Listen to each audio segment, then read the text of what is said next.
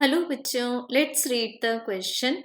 A wave represented by the equation y equals to a cos omega t plus kx is superposed by another wave to form a stationary wave such that the point x equals to 0 is a node.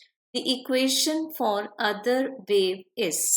सो बच्चों given है हमें एक wave which is y equals to a cos with in bracket omega t plus K X और इसको हमें एक और wave से सुपरपोज करवाना है सो दैट हमें एक ऐसी स्टेशनरी वेव मिल जाए बच्चों जिसमें कि x इक्वल टू 0 पर प्रेजेंट हो जाए नोट। तो हमें बताना है कि what should be the equation for the other wave. तो बच्चों इसके लिए पहले तो हम कंडीशंस देख लेते हैं कि स्टेशनरी वेव्स की कंडीशन क्या होती है, फॉर्मेशन कैसे होगा। So for this two identical progressive wave should be taken. अब ये जो आइडेंटिकल प्रोग्रेसिव वेव्स हम लेते हैं बच्चों, इसमें एम्पलीट्यूड सेम होना चाहिए। सेकेंड पॉइंट, इन ये दोनों वेव्स को एग्जैक्टली ऑपोजिट डायरेक्शंस में मूव होना चाहिए।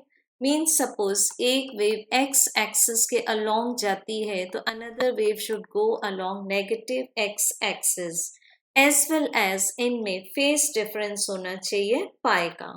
तो बच्चों जो वेव हमें गिवन है हम उससे एग्जैक्टली अपोजिट डायरेक्शन की वेव लेते हैं। अब ये जो वेव जा रही है वो नेगेटिव एक्स में जा रही है तो हम जो वेव चूज करेंगे वो पॉजिटिव एक्स में चूज करेंगे।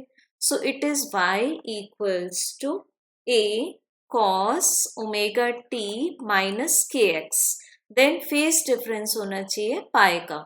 सो इसमें फेस डिफरेंस पाई जब ऐड कर देंगे तो हम यहाँ पर फिर एक कंसेप्ट लगा लेंगे। For the quadrant this is 0 degree, 90 degree, 180 degree, 270 degree, all these are in degrees, and then again one cycle के बाद 360 degrees. So बच्चों as we know कि first quadrant में all trigonometric ratios are positive, second quadrant में sin और cosec are positive, then बच्चों third में हम देखते हैं tan और cot are positive, and fourth में cos और sec are positive. तो हमें ये जो फंक्शन मिल रहा है वो थर्ड क्वाड्रेंट में मिल रहा है तो y इक्वल्स टू कॉस, तो यहाँ निगेटिव होता है so this will be minus a cos with in bracket omega t minus K x. सो बच्चों ये इक्वेशन हमें किस ऑप्शन में मिल रहा है, this is present in option number 2, so right answer is option 2। Thank you.